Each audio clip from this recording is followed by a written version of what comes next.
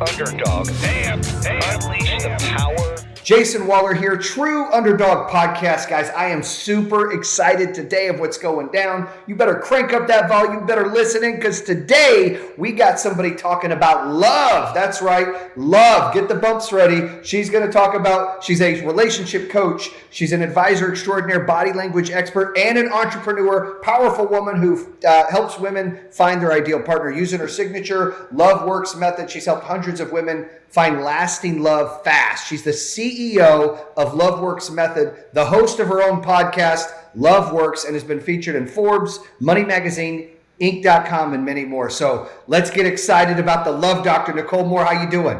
I am so excited to be here, ready for this conversation. That's right. So I got energy. I see you've got energy. This is going to be exciting. Let's jump in. So it's an honor to have you on the show. I appreciate it. Let's get into it. For the listeners, we always go right to where it started. You had a super tough time growing up in New York. I can't imagine how it was, especially right now. But the doctor told your mom that you and your twin sister would not survive, so she shouldn't get attached. Please share with us your childhood and how it gave you strength to become the legend you are today.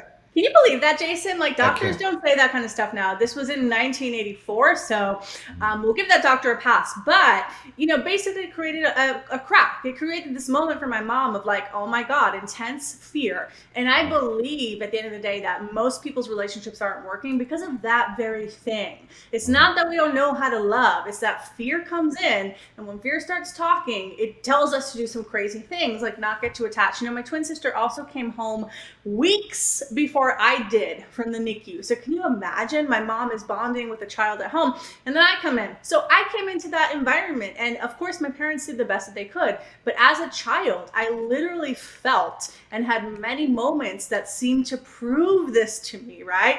I'm just not loved. I literally remember thinking like, oh, those people have a family that loves them, and like I don't. So that was my inner reality. And it doesn't matter if it was true or not. Of course, my mom loved me, but my feeling experience was I was vibrating. I'm not lovable. I'm not worthy. I'm not lovable. So can you imagine when I start to go date, what happened?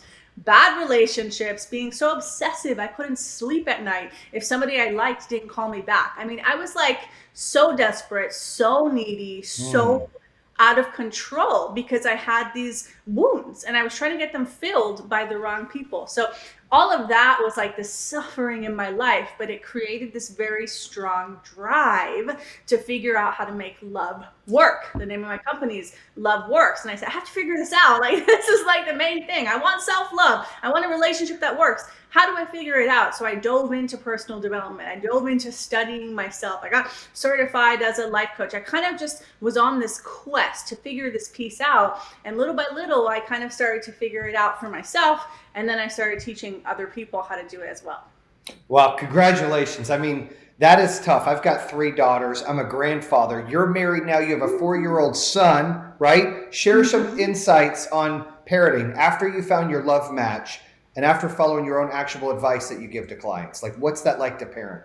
Yeah, you know what it is? How I always think, because I have literally every single client I've ever had has issues in their relationships or finding love because of their parents. So can you imagine? I'm sitting here, I'm like, oh my God, what do I do with this child? So one thing I always try and think about is so many people that came my way, their parents had expectations. If you do this, I'm going to love you. If you don't do this, I'm going to love you. You have to be like, parents sometimes want their child to be a certain way so they can feel good or their ego can look good or they can not look bad to other people. So I'm always thinking about that with my kid. I'm like, how do I let him be the most him version of himself? Of course, without getting in danger, but it's tough sometimes. Like I catch myself of like, oh, I want him to act a certain way because it's easier for me. That's really the truth, right? And I think it's like a truth that we have to face as parents. And so that's the fine line I'm always looking at. Okay, loving him means allowing him to be who he is meant to be. And sometimes that's going to conflict with what I desire or what would be easier for me, but then I have to make the loving choice to allow him to be. So that's what I'm trying to do. I probably am giving him too much love. Like every night I tell him like, I love you so much. I'm so grateful to be your mom. So who knows, maybe in 20 years down the line, he'll be like, oh, I got too much love. I don't know. But I definitely, every single day, am appreciating him. I'm telling him what I love about him. I'm telling him what's unique about him. I'm trying to give him the words of affirmation that I didn't get as a child. Words of affirmation. I think that's so key. I think it's important. I don't think you can love enough. If that's what you get when he gets older, that's a great compliment because kids need to be loved. You got to tell them too much where they get annoyed because they need that. In today's world with social media and everybody judging the way they do, they need that affirmation. They need to feel like they belong. So kudos to you. That's really great. I'll talk a little bit about my personal life. I bring some of my stuff up on the podcast all the time for the listeners. I've married my high school sweetheart. We've been married 20 years this May, but we've been together on and off for 24. We have 4 beautiful kids, 22, 17, 13, and 10, 3 daughters, then my son. And I have a granddaughter that's 18 months and a grandson coming, right? So we didn't finish high school. We didn't go to college. We had kids. And then I worked and built businesses. And, I built a great, billion-dollar company. I'm super successful. But over the time, kids raising kids, no foundation. Her childhood was way worse than mine. Mine was bad. Hers was 10 times worse. Never felt love, felt not wanted. I felt like, because we've hit some bumps in the road and recently we've gone through marriage therapy. We've done everything we can do to try to figure life out. A lot of it comes back to our history. A lot of it comes back to our past. She's still got a lot of wounds. I've helped carry her box for so long, and I felt obligated to make her happy. When she's not happy, then I get depressed because she's not happy. And a lot of that is self-indulge. Talk about advice that you would give to man or woman out there that are still living in that fear you mentioned from their childhood and not being able to bring the barriers down. I mean, I've been together 20 years. I still have to deal with walls sometimes to be able to really love or feel loved. She's very lucky that she has you because, a lot of people would say, I don't want to take on this responsibility. And maybe you're getting to that place now. A lot of people wouldn't do it as long as you did. So I'm sure she's fabulous, but she also needs to know she's very lucky to have somebody that's caring that much about her internal world as you are. But what we have to do, and this is the work I still do to this day, is we have to give ourselves what we didn't get. We have to ask ourselves, what are the ways my parents failed to love me, even if they meant to do the best? How did they fail to love me? What specific things did I need to hear? What needed to happen? What did people around me need to do in order for me to feel better? And then, not that other people have to do it now, you're the adult, you have to do those things. Just the other day, I had to sit and have a conversation with myself because I've been going through this health challenge that's been taking a really long time to heal. And I had to sit and have a conversation with myself. And I told that little girl inside of me, I see everything you're doing. I see all the good, I see how healthy you're eating. I see what you're doing. I was affirming myself, and I was also standing in myself in that place of like, you were going to get better, you're going to heal, because I realized, God, she needs help here. So I have to give myself what I wanted. Now, when you're giving yourself what you want, can you ask for someone else to also give to you? Of course. But if you're in this dynamic of like, I don't know how to love myself, I don't know how to make myself happy, I don't know how to feel appreciated and seen and valuable, unless I have someone else doing it for me, it is so much pressure on the other person, and people will only do it if they have that pattern. So a lot of people who have like I need, they get with people who are like, let me fix, let me help, let me serve you, because if I do that, then I get what I want. And so we're kind of operating on the wounded level. And that kind of relationship can be really transformed. It can, where the person who's in the need feels, they get to this place of, oh my God, I can give it to myself. You feel so much safer when you're not relying on someone else. It's very scary for that person to be reliant on someone else. It's very terrifying. So of course, then they're anxious and they feel more needy. It's like a vicious cycle. So that person has to learn how to be resourced from within. The other person, though, who's fixing, has to deal with their own feelings of, if I don't step in and help them, can I deal with my discomfort? Can I watch them suffering and deal with my discomfort and not freak out that if they're not okay, I'm not going to be okay? Because the rescuer always thinks it's very selfless, and it is selfless, but it's also selfish, because you're basically like, I need to make you feel better so I can be okay. So both people are doing that thing. If that makes sense, it's just different sides of the coin. And the answer is always resource. So I tell people this. I think of a pyramid, okay? So there's a pyramid. There's 3 portions of the pyramid. The bottom portion is you and that person. The middle portion is you and you. The top portion is you and God, universe, whatever you relate to. if you have an issue on the bottom level, you and that other person, you can't solve it on that level. Problems cannot be solved on the level they were created, says Einstein. You have to go up at least 1 or 2 levels. If you have an issue in your relationship, you need to stop and first go, okay, let me go up a level. What's off within me? Okay, let me go up a level. What's off in my relationship with God or the universe that then I'm funneling it down and thinking I'm going to solve it through this person? People don't go up enough. They go to the partner and then it gets messed up and then they feel hopeless. And it's really this journey of relationships are the journey to help you feel better about yourself and to help you ultimately be more connected, in my opinion, to God and source. That's the true path, is going up, but most people don't do that. I know. It's crazy.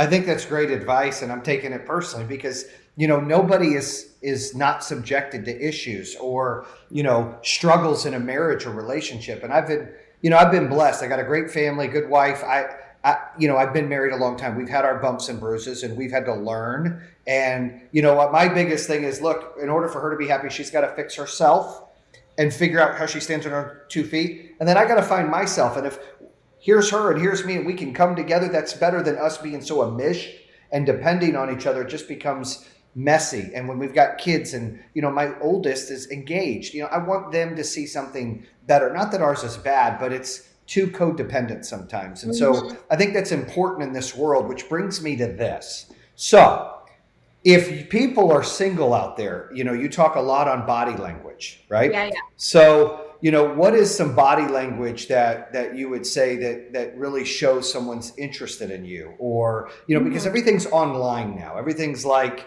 hit me on DM, or they're swiping left or right or up and down or whatever it is.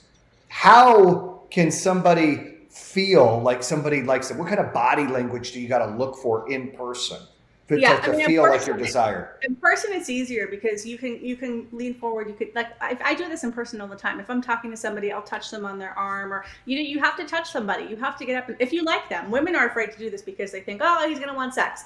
But if you like somebody, you have to let them know. On my first date with my husband, we were sat. It was this big round table when I came in, and I was like, we're too far apart. Like, I knew the date wasn't gonna be great if we're sitting at this round table for some reason, and he's on one end and I'm on the other. So I said, we're too far apart. Let's sit closer together. So we sat and we were literally like shoulder to shoulder the whole entire date, and that's my style, but it also works, right? So he actually kissed me in the booth. He didn't wait till the end of the day, which I liked. But why did he do that? Because he felt that I was into him, because my knees were touching his and my shoulder, and I wasn't inviting him for sex. I was just being open, about, hey, I like you. So when you're in person, it's a lot easier. Find a way for your shoulders or your knees, or get closer to them, look at them in the eye, smile. When you're on Zoom, so you have to lean forward a little bit, not too much that you're like, oh my God, I'm like obsessed with you. But like, if you're, I'm on video right now. So for those who are not listening on video, if I'm leaned back into my chair with my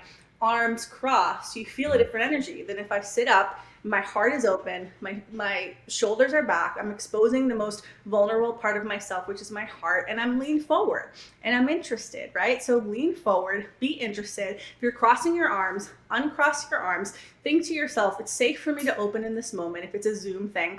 The most important thing with the Zoom dates is you have to project your energy. It's kind of like being on camera. You have to give more energy than you think, not be a fake person, but you have to make the person on the other side feel you, or else they're going to close the computer and be like, whatever, boring date, add that to the list of crappy dates. So project your energy when you're on video. Think about literally sending your energy to that other person so that they actually feel you. I mean, dating has to do with feelings at the end of the day. Like, yes, okay, why do I like somebody over the other person? You could think somebody's attractive, like, okay, that person's hot. But at the end of the day, it's how they make you feel, how you feel when they're with you. So people are not emotional enough, I think, on first dates. And I don't mean like you're sitting there crying, but like if somebody asks you, like, what do you like to do?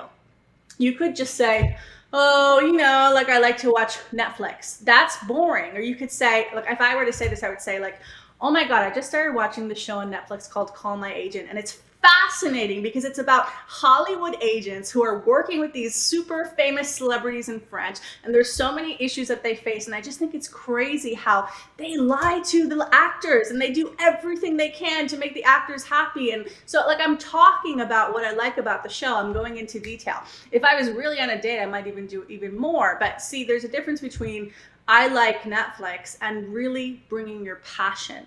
Bring your passion to dates, because people will feel you differently than the 90% of boring people out there who are just like, whatever, dating sucks. Let me find someone else to make me feel excited. That's great advice. And I love that. You get more detailed. People feel engaged. It's not simple one-liners that people want to, especially in today's world with everything being online and COVID, they want interaction. I love that. I think that's important. I hope the listeners are getting that, because I know a lot of people that, that struggle to find love or find a relationship or feel unwanted. And a lot of it is intimidation, or they're scared to talk to somebody, or they don't know what to say. So I think that's great advice. Let me ask you this. Everybody's experienced heartbreaks, right? And for some reason, it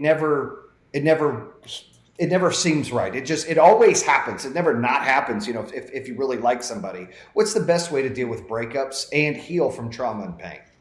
Okay, so number one, if you're going through a breakup, is you have to actually feel the pain. Like, you have to open. When I was going through a breakup with an emotionally abusive narcissist, while I was a love coach, I had already helped people find love, and now I'm going through my own breakup. It was very embarrassing, and I had to learn a lot during that time.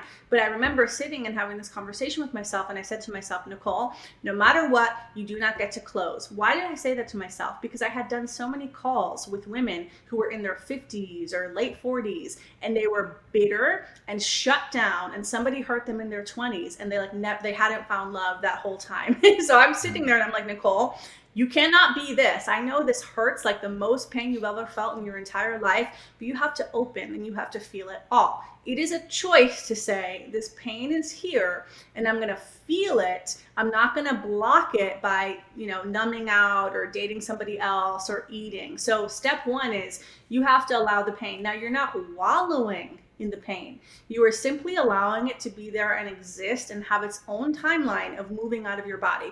But then step two is you want to move it out of your body. So what I did is I played the song Kelly Clarkson, Addicted. I put it on my Spotify so it would repeat like 50 times in a row. That song is all about being addicted to love, and it's not good for you. And it was like the perfect song for me at the time, getting over a narcissist. I played that song in the morning and I would just listen to it, and I would move my body, and I would shake, or I would scream, or I would cry. I did what I had to do. Like, I literally had this in my day until I got over it. I'm spending time letting the emotions out. So I let the emotions out. That's step two. Then step three is you have to ask yourself, what did I not get in this relationship that I needed? You know what people do in a breakup? They do this. They go, this hurts. Being single hurts. Not being with this person hurts. I don't like this pain. I'm going to remember the good times I had with that person. Oh, that felt better than this. So let me go back to them, or let me obsess about them. Even thinking about your ex can almost feel a little bit better because you feel like you're getting some connection than the negative feelings on the inside. So it takes a lot of focus to say, I understand my situation is temporary. I'm not going to jump back to them or obsessing about them as a way to make me feel better. Like, you got to stay in this present moment and know it's not going to feel this way forever. But you have to get yourself emotionally detached from that person. So you need to do a negative stack. What are all the ways it disappointed me? What are all the things I didn't like about them? Right. What are all the things they didn't give me? Think about every single freaking time they did something to you and stack it. Like, you should be crying. You should be upset. You should be averse, really, to wanting to be with that person. So then once you're there, then step 4, now you can get into the manifesting. Now you can get into the fun. Now you can say, oh, wait a minute. I can have the good things from my ex, that's good, but I can also have the other things that I didn't have. I can have that in one person, and you start to get excited. But you have to have a vision and have faith, because if you get out there, what's going to happen likely is that you're going to meet some crappy people, or some people that are not what you want, and you have to hold the vision and know what you're going towards. Some people have a breakup and they meet somebody right away and it's fantastic, and they're like, ah ha ha ha ha, this is so much better. Not everybody has that experience. And so you have to hold the vision. You have to know what kind of love you're going for.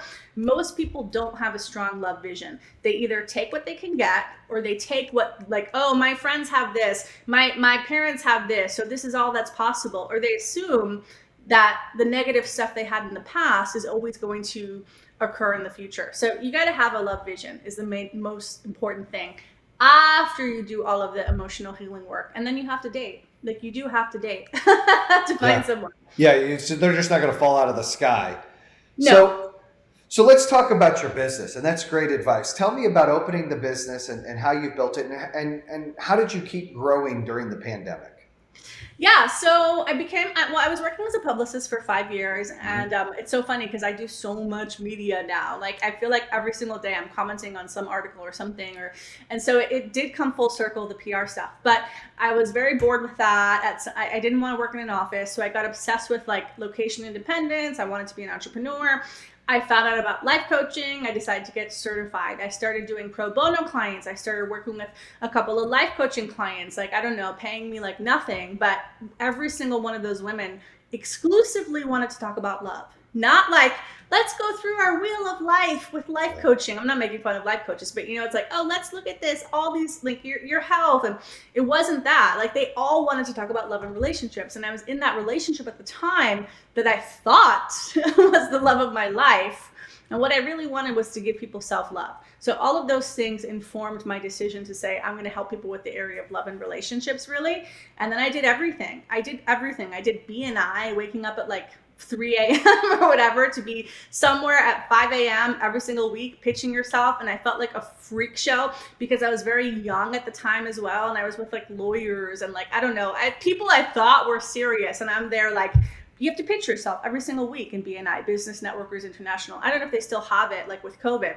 And I literally I hated public speaking, and I kind of still have a fear of like, what if I'm in public, like in person, Yeah. And, but I did it. I did meetup groups. I did free calls. I did so many instant teleseminar calls. I did webinars. I did every single thing you can think of, free challenges. I put out a ton of free content.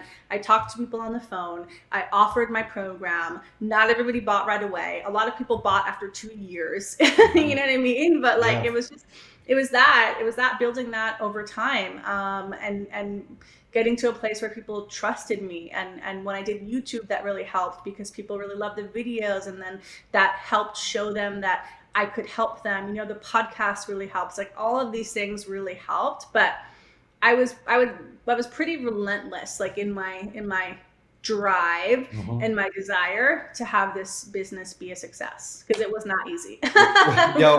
That's a hard field to get into, but it excites you. And I think as a fellow entrepreneur, and entrepreneurs, they have a drive that's not quitting, and they have a why of what they're chasing. You don't open a business or do something as an entrepreneur for money. You do it because you want to empower and make a difference, and it's something you love to do. Money may come from that, but that's not the goal. That's not the chase. That's not the why. And I think it was important for the listeners to hear you say, like, you got in this to life coach and help people because you liked it, and you had some connections, and everybody want to talk about love, and you're like, I'm going through some crap of my own. Heck yeah, I can talk about love, and I can really develop and help people out doing this. And it's making a difference in people's lives. And I think coaching is important. Everybody needs a coach. Like, I have a CEO coach. Everybody needs a coach, and everybody needs to give coaching. I do the podcast to help coach entrepreneurs on how to get through things and 5 steps to be successful. And, you mentioned you were doing a lot of pro bono. That's what entrepreneurs do. True entrepreneurs, not silver spoon fed guys that run a company or ladies that just get handed something.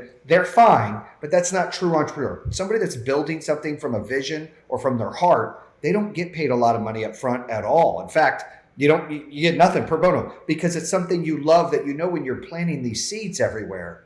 Planting the seeds, exactly. The plants will grow. They'll come, and it'll be like, hey, you mentioned 2 years later you had people. Like, that's what happens. You're networking, and you're really making a difference in people's lives. And it's important for listeners out there, you're never too big to be coached. I mean, I love to be coached. Michael Jordan loved to be coached. Everybody loves to be coached. And then they love to give back and coach people in different attributes that they have that somebody else doesn't, that they can help with. And so I think that's really awesome. So let's talk about, your journey, you got your podcast. How long ago did you start the podcast?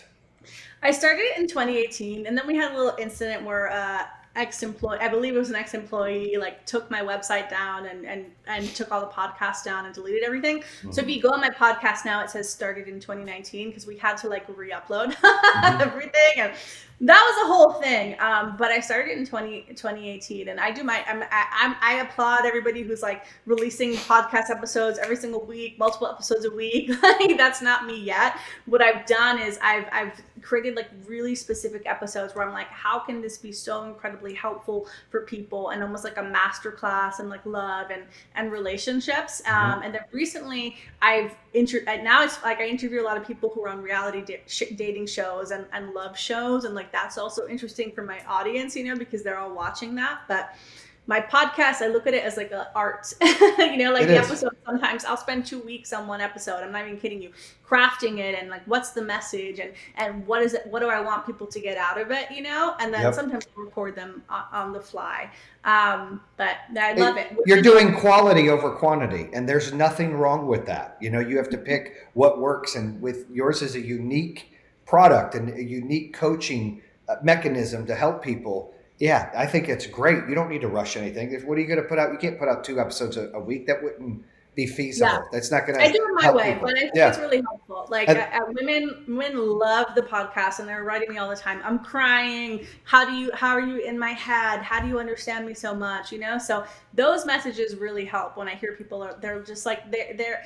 I want people to be served by every single piece of content that I do, because if not, like, what's the point? You know, I always want to emotionally move people is my goal with everything I put out there. And I want them to get better. I have so many people who are like, I found love, or this happened. And I'm like, great. I don't know who you are. Thank you. Like, I haven't worked with you, but I'm very happy if I am part of that journey. And then I have other people who like, they'll actually work with me, and I get to be a part of their journey, and I get to see their wins. And like, that part is fun too.